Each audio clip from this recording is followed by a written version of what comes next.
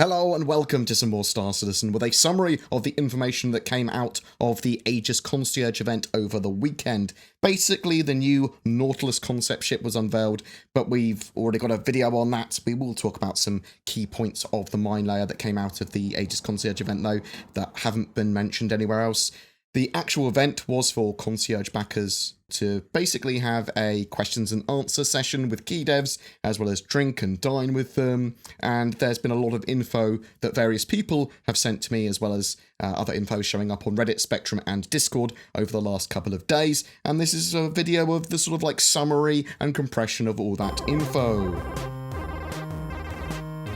Let's start with a brief of actually what happened at that concierge event. Backers were able to get a little meet and greet with Chris Roberts and picture with him. More tangibly, though, there was a 60-minute presentation on the Nautilus that apparently had quite a lot of work done to it already, the Nautilus, with its exterior, interior, and animations as well. In fact, it's pretty far through its development already, and a couple of backers have described it as being far beyond just the grey box phase. This was then followed by a 30-minute of sort of like Q&A of the ship, where various questions were asked, and I'll go over some of that additional information on the Nautilus at the end of this video. There was a dinner as well, and attendees were sat at tables with devs on each of those tables. Each table was named after like a ship or something like that, and there was some reasonably good food and drinks there, lots and lots and lots of beer apparently, and alcohol. There was a quiz with some prizes for that as well. I think one of the good prizes was a copy of Jump Point, a physical copy signed by a huge amount of the devs. And for everyone that attended, there was some branded Chairman's Club merchandise, so concierge merchandise, a laptop bag, scarf, Aegis mousepad, pen, notebook, challenge coin, pins, and more. There was also ample mingling time through the event, and then a bar citizen afterwards. Everyone I talked to really enjoyed the event and said it was worth the trip. I think it's because they were able to sort of like ask any questions they wanted of any of the devs that they met. There were a lot of chats, obviously, with devs from various backers, as well as some additional information conveyed at the event that I want to summarize now. Let's start with some of the bigger news on server-side object container streaming and some info directly from Chris Roberts. So server-side object container streaming is being targeted for Alpha 3.8, so the end of year 2019 patch. But there is certainly the possibility that it would get pushed to 2020.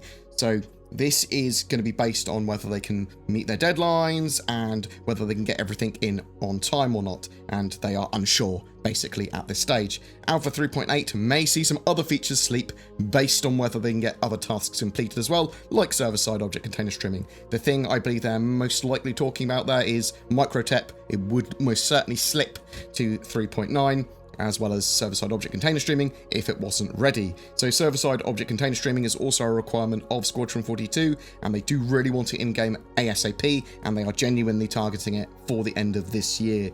This will also be coming online with the item cache 2.0, allowing for better persistence in-game and what we would deem as full persistence, and being able to drop items and leave ships, log out, and then when you log back in, your character, ship, and items that you placed around the planet or around yourself or whatever would be there unless someone else had come along and moved them. That is the idea of that sort of like full persistence. It does also enable them to then potentially not have as many resets or no more resets in the future until they switch over to UEC as the main currency in game rather than Alpha UEC. Once they've switched over to UEC in game, then that's sort of like the cutoff point of when everything is truly persistent, as far as I'm aware, because they will be tracking the amount of UEC you will be earning in game.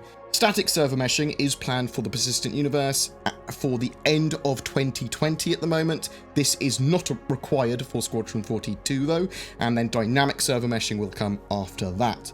They are also working on code for the physics refactor of the game. From some of the comments I saw, it was literally Chris Roberts literally coding it himself. As far as I'm aware, this allows the sort of like engine to accommodate the scale of the game as it's become and perform to the highest degree while delivering a believable physics simulation for all areas. That's the sort of stuff that it's incredibly important for optimization of the game and sort of like core to Star Citizen, I suppose. Hover mode is being revamped in Alpha 3.7 with many ships no longer acting just like helicopters, although some may still act like a helicopter when appropriate to do so. The new idea of hover mode is that it's going to be more auto-balanced, and you will be slower and move more precisely the closer to the surface of a planet or moon you are. You're not going to be like pitching and banking like a madman. They are working on expanded gameplay for features like multi-crewing of ships and mission sharing, but they aren't ready to show this off yet. There was no ETA on those features in-game beyond them constantly iterating and adding to the game from patch to patch. There was some other interesting discussions about Evocati leaks and the fact that Evocati leaks can actually limit and hamper some of the testing CIG would otherwise do in-game. It's sort of like they couldn't give Squadron 42 out to the Evocati to test if they were worried about constant leaks for storyline and that sort of stuff. Do you see what I mean? There were some deeper informations about cinematics in Squadron 42 as well. Star Citizen and Squadron 42 will have more animations than most other games. In Squadron 42, most of the characters' animations come directly from the appropriate actor and their mocap. So they sort of like unify the mocap, the voice lines, the scans. Around 5% of animations are typically going to be more standard or hand key animations that aren't necessarily directly from the actor, like holding weapons in FPS combat potentially. They really are trying to push the boundaries with immersion and characters by, as I said, unifying the voice mocap and body scans rather than splitting it up for animations and stunts and voices. In fact, a lot of the A-list actors they had here did their own stunts for Squadron 42, it seems, or as many as possible. They had to get some of the actors used to the type of mocap they were recording, as there was no like terrain and scenery around them, but apparently that all worked out very well. Some of the actors had to get used to the camera being directly on their face, pointing directly into their eyes. There is around 11 to 13 hours of mocap in-game, and a playtime for the actual full playthrough of the game is going to be well over that of a typical shooter, although they didn't say anything more than that. The levels are directly related to the plot and are narrative driven as well. Missions are built into the plot and not the other way round. Locations and characters are tied to lore and the game world, and with that you should have a much more immersive experience when playing. Squadron 42 is apparently making good progress, and they have some stuff they want to share with us very soon. That's where the development focus currently is, getting Squadron 42 ready and out. Some other bits, merchandise is being revamped along with faster delivery times apparently. Feedback has been an incredibly important part of Star Citizen and helps them in pretty much everything they do. Backers inspire them with new ideas, features, and help evolve and fix current issues, but it's also more with the way they conduct themselves as a business is heavily influenced by backers, and they are very aware that they are built on the shoulders of those backers. They also mentioned that there is a cool video coming up soon, within a week or two it sounds like, that backers will love. The devs at the event all seemed extremely enthusiastic and loved their work. They love coming to events, be they sort of like official ones or fan ones or bar citizens, and in fact CIG sort of like actively encouraged devs to do that and attend. Some people said Aaron Roberts looked a bit knackered, as he'd potentially been at Gamescom and multiple bar citizens over the last few days. I've met Aaron quite a few times. He's an incredibly good, hardworking bloke. I love him to bits. There was some additional information about the Aegis Nautilus and mine gameplay given at the event as well.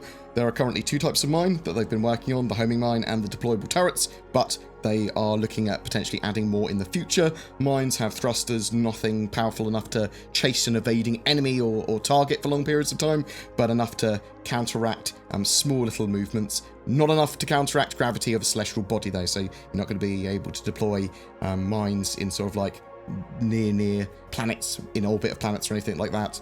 Mines require maintenance from time to time, so they will not be deployed and stay there forever. Mines have tiny signatures, but you can detect them to at least some degree with scans. The Nautilus can store 2 Nemo drones. There will be mines in Squadron 42, although there was no mention of the Nautilus in Squadron 42, just the mines. The interior of the Nautilus is apparently extremely similar to that of the Hammerheads, and that makes sense because they use the sort of like building kits from ship to ship, and the ship pipelines, they share a load of assets, and Aegis are very, the kit bash kits they use there are apparently pretty modular. The ship will be able to fit on large landing pads, which are smaller than the pads that the Reclaimer and 890 Jump require, for example. I believe they're a size down from that, and they should be available at sort of like the large landing pads at cargo stations like Port Olisar and that sort of stuff. The turrets on the Nautilus, at least some of them, should be able to be used with AI modules for auto turrets. The ship does have, I believe, 2 medium-sized computers. The range of size 7 guns, the nose guns on that Nautilus, are extremely long. I saw that someone had done the math and it's over 6.5 kilometers, and we do know that they are going to be building larger ordnance and some of the larger weapons to have quite a long effective range. The ship is much tankier than a hammerhead, being referred to as heavily armored, the Nautilus, and having 3 large shield generators. That should make it pretty tanky, but it doesn't have as much conventional firepower as a hammerhead does. I didn't attend the event personally, so I can't judge whether it was worth the money for people to go and travel there and go and see the unveiling of the Nautilus. But I do see a lot of value in being able to talk to the devs and get questions answered and that sort of stuff. That is actually very, very useful. Server-side object container streaming stuff. Yes, it sounds like it's a real possibility that they might try and get it done for 3.8 and this year. And does sound like the Planet Microtech, for example, is going to be dependent on that. It's very important. It's core to the game. They can't have an MMO or even Squadron 42 without server-side object container streaming. So it's something that's a heavy priority for them. But there is a certain possibility that it could get pushed back to Q1 2020 or even later than that if it's not ready. The ability to stand by areas of the server when they don't have population and save data there and then seamlessly be able to load that back up and unload it when they need to is just essential. I do believe that this is also the same system that's going to be tracking like degradation of items. So as they talked about earlier with the mines, you'll need to maintain them. Well, they'll have timers and the server needs to track that, and certain items are going to be more important than others. If you leave a hula doll in the middle of a jungle for 3 weeks, it'll probably degrade, even if no one comes along to interact with it. Or like bullet casings from weapons and things like that. So bear that sort of stuff in mind, that not everything is going to be fully persistent forever. It makes sense for the server to clean them up in some ways based on what they are. But if you leave a ship in an area for a long period of time, that's probably going to be there even after a month or 2, things like that. So interesting stuff coming out of that concierge event. But I'd love to know your thoughts. Do you have any questions about what we were talking about? Do you love the look of the Aegis Nautilus? Do you think it's going to be out soon? Do you think they'll get server-side object container streaming in 3.8? Do you like the idea of concierge events like this, or do you think they're too elitist and too expensive and not worth people's time? Whatever your thoughts, I'd love to hear from you in the comments below. Every month we have a giveaway. For August, we are giving away a Drake Corsair bundled with an 8-inch Fire tablet and 12 months of Game Glass. Game Glass makes software allowing you to turn touchscreen devices, like tablets and mobiles, into immersive controllers for Star Citizen. But not just Star Citizen, Elite Dangerous is getting support next, and there's plans for lots more games to support this.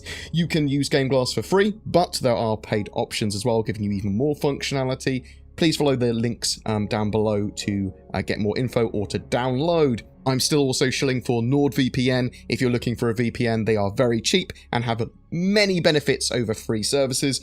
They help protect you and your privacy online, but it also makes it easier to access various websites as well. And there's Shadow 2, giving you remote access to a Windows 10 gaming PC of your very own so that you can effectively turn any appropriate device, your smartphone, a computer, a laptop, whatever, into this much more beefy machine. Subscription cloud services, in my opinion, are the way forward, and for some are going to be very appealing instead of sort of maintaining their own PC. For all of those, please follow the links below or use the code BoredGamer to get a discount. A massive thank you for watching. Please consider liking and sharing this content as well as pressing the bell icon to get informed when a video goes live. Consider Patreon or becoming a YouTube member too if you'd like to further support the channel. Thanks for watching, guys. Please take care, and I'll see you in the verse.